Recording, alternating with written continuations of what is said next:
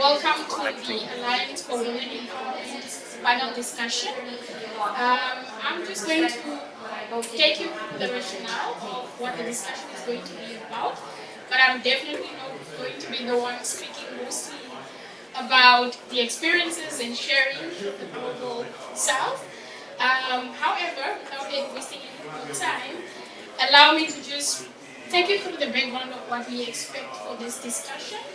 Um, we are actually at the moment of stock taking, and this provides us an opportunity to do a critical analysis of how women and girls have been involved in climate action.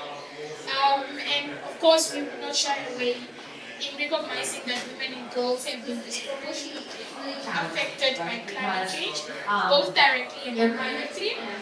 And as we enter the last year of the Roma Enhanced Work Program agenda, it seeks to strengthen gender equality and the implementation of the Paris Agreement. We have achieved a lot of progress, but we should also acknowledge that there's a lot of policies and programs that do not give opportunities for women and girls to take part in climate resilience and climate action. Hence, we are here to discuss and share into the experiences and also observe how programs and activities from the global south have been imperative in cooperating women and girls in climate action initiatives, and how we can draw from those experiences and sharing into what next we can actually do in terms of the global stock taking and where we can go as the global leaders in ensuring that women and girls are streamlined and included in all activities henceforth. Without wasting any more time, my name is Tony Amutenya, and I'm a Namibian delegate, and of course, also the coordinator for the National Youth Climate Action in Duma of Namibia, a women-led, youth-led initiative or network that works with disproportionately affected youth in Namibia, empowering them on climate action and activities related to adaptation. Of course, empowering them also to take climate initiatives and lead youth-led climate actions in their societies. So I would now like to welcome my panel, but I'll start with someone who will be giving us a keynote address or discussion rather to the opening discussion of today's panel, which is the Alliance for Women's Empowerment with Experiences from the Global South. So allow me to welcome Constance Nicolette. She's the chairperson for Osukuru United Women's Network in Uganda. Constance, please just take the seat up front. She will be taking us into the experiences of how she came about to establish the Osukuru United Kingdom network, in terms of how it came about, and also just share into the activities of what the initiative is about. I don't want to share much of what the initiative is about. I'm certain that she will be able to explain that. If you look at the global trends in setting policy of financial institutions, the liquidity pools are shrinking for exploration of new oil and gas projects. They're shrinking for Arctic exploration, they're shrinking for deep water exploration. To some extent, they're reducing for shale oil sands. But in terms of sort of everyday working capital, I don't think there's been that's noticeable. Chairperson of the Super United Women Network. Those pools of liquidity have reduced in those areas. It doesn't mean that they've reduced for those institutions, because there's the same still ability and access to liquidity, which is now being shifted instead to the activities around the transition. And more people are still joining. It's a big network of small exploration. How did it start? We started when we had 2007 lands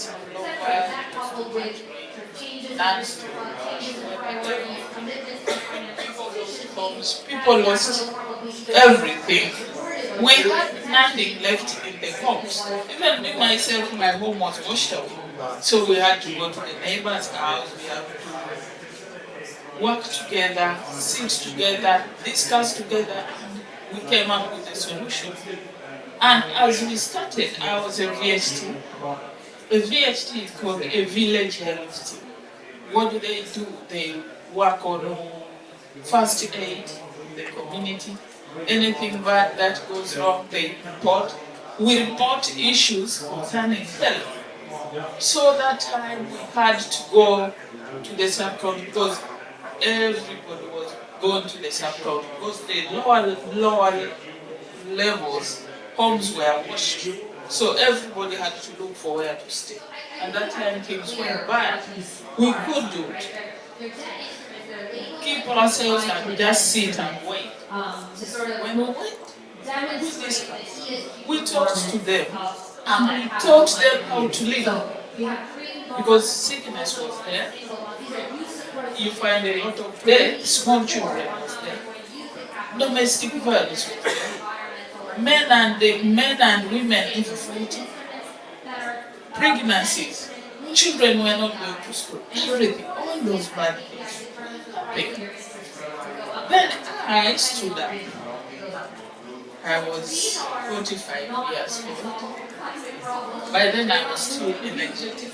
Yeah? I said, no, this can't happen. Let us look into this. Because it's our first time to see such things when we are growing up. Even our parents didn't tell us about this. After that, we started the network. We were 13. After 13 oversight, just after the meeting of those people, we said, let us begin, go back and form groups. Everybody went back and called the community people. Can you come? Can you come? This is not happening. This used not to happen. People responded. Then we started identifying our problem.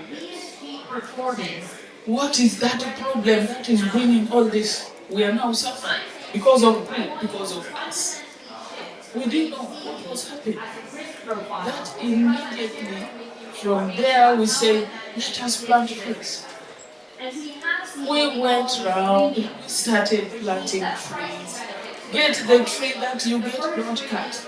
Get the tree that you get, the young one. Don't when you are going to the garden, leave it grow. Let us bring our forests back. Let us make those things, the old things, come back. Because right now everything is not there. Everything is new. The children don't know the history. The history was good. When we were growing, I grew up a very healthy girl.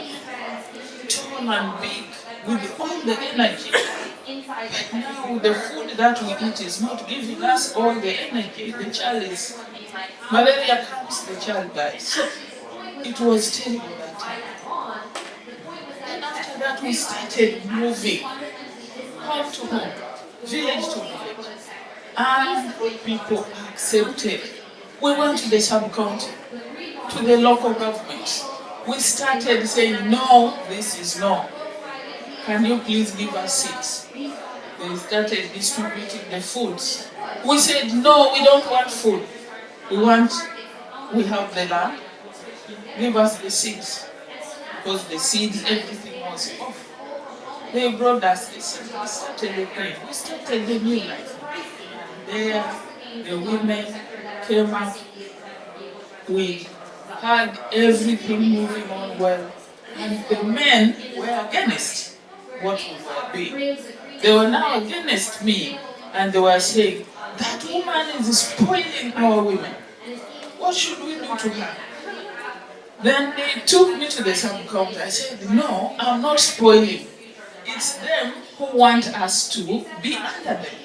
But we cannot still continue being under them. Let us do our own things. Let us make change. So we changed their minds. The men in my community is now changed. Because we said a woman can do something better than that one. Because a man is there. When you look at the 24-hour clock, for the woman. The woman rests only for 4 hours. At times she doesn't sleep, but she's there on the bed, only 4 hours. But a man has all the leisure, all the time, everything. Like 10 hours resting. How about the poor woman? Wake up very early in the morning, go to the garden with the child on the back. She's already teaching this child on the back to do something. That this is what a person does when he's growing up. The child is knowing that tomorrow you have to till the land to get what you eat. That child grows with the mother, more so the culture. Now what happened? What we are doing there, we are changing people from the bad to the good. We are changing the world from the bad to the good. Right now there's a lot of rain, but there has been, in our area there has been no floods. Why? Because there are so many trees. So many trees that gardening, we didn't know that even our gardening was bad because we are just horizontal across what anyhow. But when we brought in those people, the district team, they helped us. They say, please, this is what we do with modern agriculture. We are now practicing all that. We do clean energy. Every woman in the house has to have a cook stove. That cook stove helps in tree cutting. Every woman has a clean environment in a home to lessen the sickness. We don't get sick these days anyhow. This woman must take the child to school. We help our men to take children to school. You will find that this one, my husband tests something, but I just say, please, can you have something small? And you can talk with your friends. We do all that. So there is domestic violence complete. We are done with it. We don't want it. Because how you love your man, and how will your man love you? So that is what we do. We do entrepreneurship, we do savings and credit, and we make sure that all those things we do it for the home. Now that we are already there, people are already working, what are we going to do? How are we helping them? They want partnerships. They want people, your color, to come to them, to my color, come to my color, so that we unite, we see how we can develop and how we can change the world. Thank you very much. Joining us now in the panel will be speakers from Africa, Asia, and Latin America. We will be showcasing how Alliance of Actors can and must come together for progressive adaptation and mitigation, and women and girls empowerment in broader social inclusion for climate action.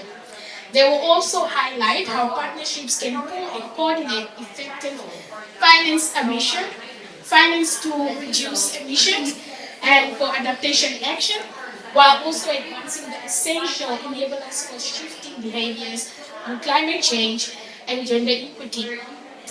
They'll also be sharing a little bit on communication and education, skill building, social dialogues, and social safety nets. These are speakers from the spheres of NGOs, national governments, researchers, and other institutions. So allow me to welcome on the panel, and as I read their names, I'd just like them to please stand and join us here for the discussions forehand. First, I would like to welcome Margaret Angula. She's the senior lecturer at the University of Namibia.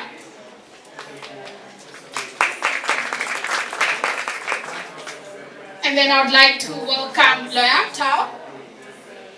She's from IPAR in Senegal. And then I would like to welcome Divine Fuja She's from C4, Highcraft, in Cameroon. Okay. And then I would like to actually acknowledge the presence of our invited commentators who are sitting amongst us. We will be extending the mic to them when we are done with our panel, just to give their insight and experiences from the discussion ongoing. Again, allow me to acknowledge the presence of Kachan Lama. She's from Forest Action in Nepal. Also, allow me to acknowledge the presence of Margarita Beneke Des. She gave me a pass on this one, thank you. She's from El Salvador. And of course, Mary DePaul. She's from CBK Bank and ODI. Welcome to my panel. Thank you, Queenie. Hello, everyone. I'm really thrilled to be here today. It's my first day at the COP, so I'm quite excited. I am here today to share some insights from my organization, IPAR. IPAR is a West African think tank, and we are based in Senegal. So we've been really diving quite deep, I must say, into issues of inclusion, gender equity for a successful energy transition. So as Tony was saying, it is well known that when we talk about climate change, women and girls are the ones bearing most of the burden of these impacts. So if we want to improve energy transition, and more specifically access to solar energy for women farmers, there's a lot of things that can be done, and we've been thinking about it for a couple of years now. Most of you would say that solar energy is a positive thing. You will agree on the economic benefit, on the benefit on workload, but do we actually have data for African women? Not much. And that's what we started to do. Because if we want to have efficient advocacy, we need evidence. So what we found is that first, using solar energy improves incomes for farmers, all farmers in West Africa, and particularly women farmers. We see that we can have a change of an increase of over $1,300 US in incomes when we use solar energy as a farmer. We also see that people using solar energy in our countries are not the same that others. They are different. How different are they? They are more educated. They have more access to credit. And when we talk about women, interestingly, they are older. So how come that we have this difference between solar power users and others?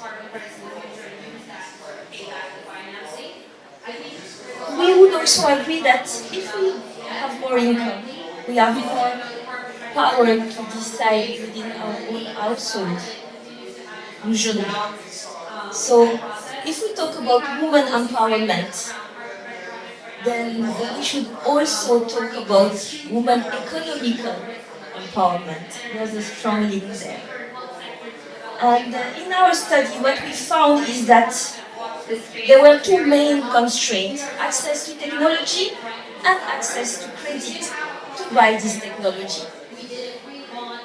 Only 60% of farmers have solar power products in their neighborhood. When there is solar power in installation in a farm, only 21% of the women on that farm touch the technology. So that's quite amazing, and I'm a bit afraid of that. And usually when a farm accesses solar energy, they do not access it through credit, they do not access it through development projects. They have to buy it themselves directly from their own money. So that leads us to the second constraint, access to credit. And as you may know, access to credit is particularly difficult for farmers in the south, and specifically for women with really little assets.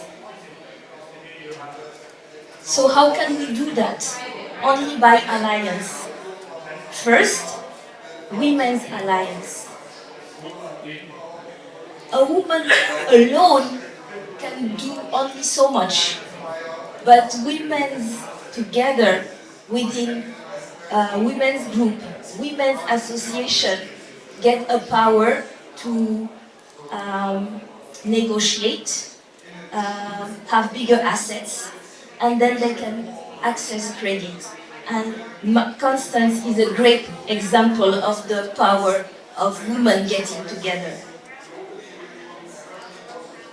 The second type of alliance is the multi-actors alliance. And then we talk about NGO. Why NGO? Because we need to raise awareness on the benefit of using power energy for women farmers. We have also to have farmers' organization, male farmers' organization within this alliance, because they can then push women's agenda in terms of access.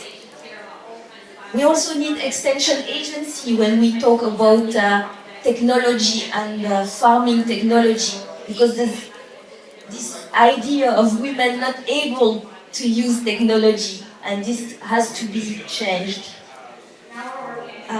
There's also private sector, the people selling this technology. If you don't have it in your neighborhood, there's no way you can buy it and use it. And finally, there's this financial organization, government and international organization group that needs to be part of this alliance to improve access to credit for women. And we've started a policy dialogue with these different actors to make more, to improve the access to credit for women using for solar technology. And if we have 5 minutes left, I may give specific example of how we succeeded of making more women accessing solar technology in Senegal. You tickled me a bit when you introduced me as a she. I don't know if it's the name or it's because you just thought a man would not talk about women issue. Okay, anyway, that's important. So I'm fine, as you said, I work for World Agroforestry, for a crowd. I'm based in the office in Cameroon. So you asked me to elaborate why land degradation is an important issue and why we need to address it and how women comes into the equation. I will begin by saying that we know in basic economics in secondary school, we're told that what are the factors of production, we're told that land, labor, capital. I think those were the three that keeps on, I keep on recalling all the time. And if you talk about land, it means that land is a factor of production. It means it's a source of income for women because they produce food. And when they produce food, they have income. They can guarantee food security.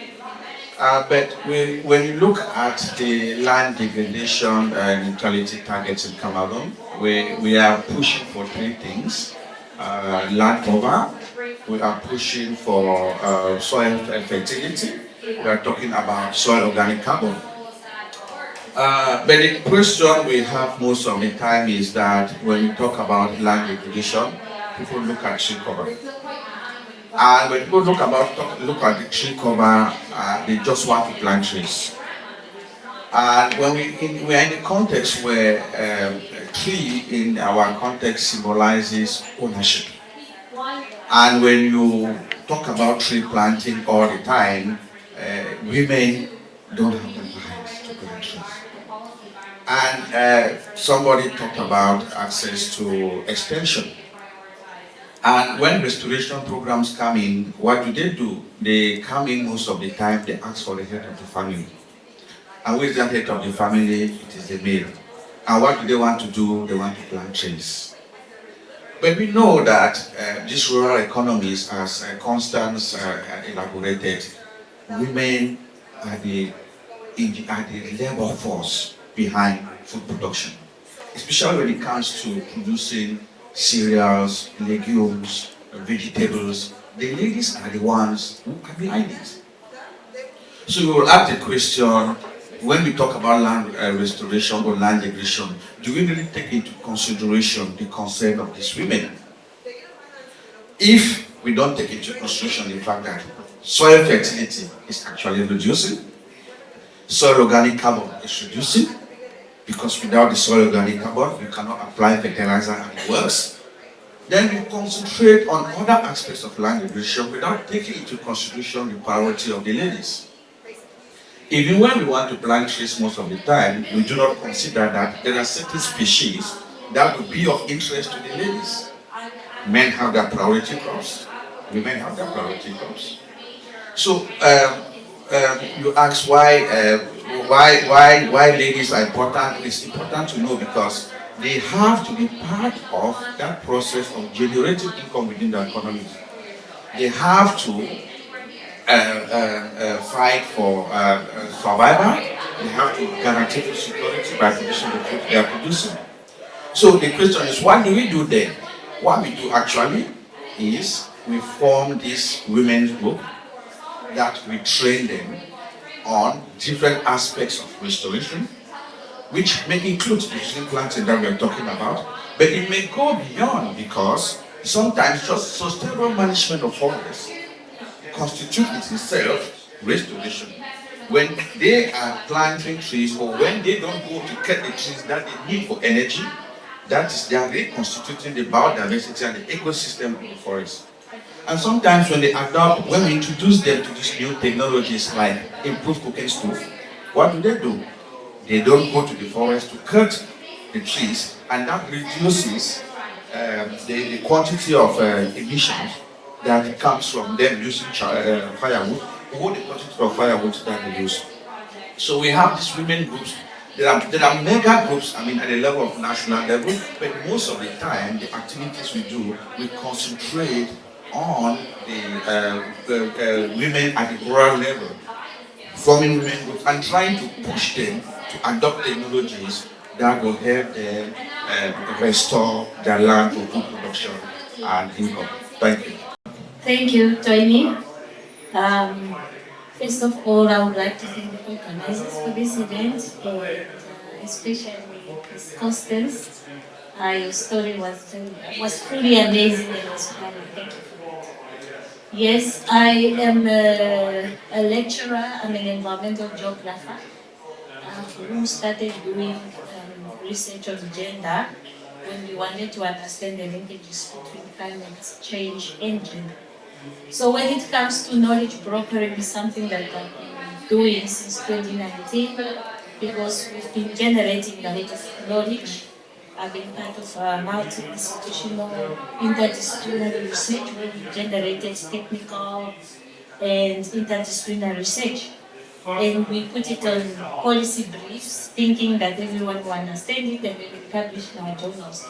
So knowledge brokering, really, it's where you are linking the knowledge producers with the knowledge users. Not just linking them by improving access, but also by refining that knowledge, putting it in a context that your targeted audience will be able to uptake that knowledge. And you can take it a step further, where you can enhance the usage of that knowledge. So you are actually partnering them to ensure that that knowledge is used. So what do I do through knowledge brokering on the ground?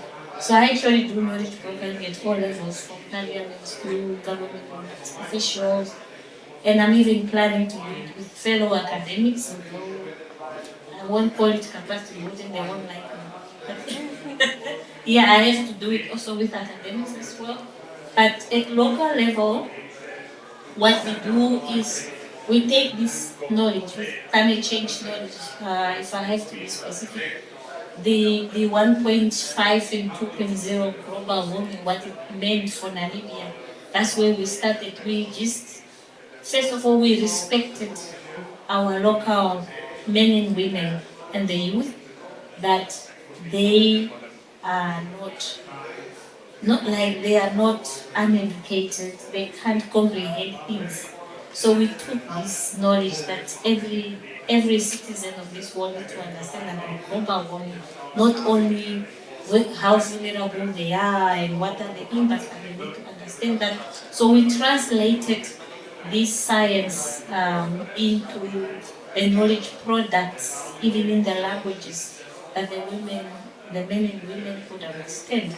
In particular, with women, they actually immediately realize, oh, so the climate change, the vacation, the hearing and action, advocacy for climate change action, so it's real. They actually realize that. I remember one of the women said, why are you hiding this science from us? You just come here asking us how vulnerable we are, what we can do, but you're not telling us about the essence. So actually there's an agency here, we need to do something. So what we do on the ground, we use this knowledge, we create awareness and build capacity. We train with the lowest level women who are in decision making. The aim is to build their agency, because research has shown that women are involved in decision making but passive. It's no active participation. They are in the room like this, they could vote and say yes or no. They are in committees, but they are not capacitated to participate actively. So the aim is to empower women so that they participate actively in decision making at local level, like the constituency development committees.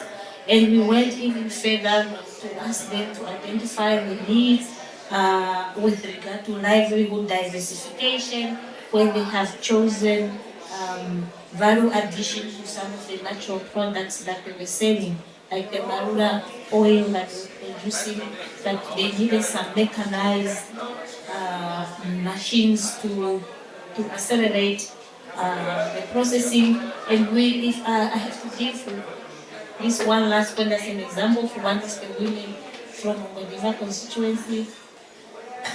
She had this business set up for Marula Oil, and she said, you know what I need? I need solar power so that we can increase the shifts to produce more oil, and we can employ men to work on the night shift. So what we did, we facilitated a small grant from CDKN. We purchased solar panels, and they sent us pictures that they are now working night shifts. And it also gave them time to do other activities during the day with their children, and they have night shift. And when the income increased, they even hired men to work on night shift. So that's just one of the core benefits between adaptation and mitigation, where women are using solar power for value addition and to increase production for those as a way of livelihood diversification. Thank you. What Margaret said in terms of, they often say knowledge unlocks an opportunity and also creates one to obtain a lot of potentials. I think that is what a knowledge broker does. I mean, it's a great investment to empower and to build capacity. Speakers, I would like to extend this opportunity for our audiences. If you have any questions for the commentators or the panel, please just raise your hand and we'll give you the mic and opportunity to ask a question.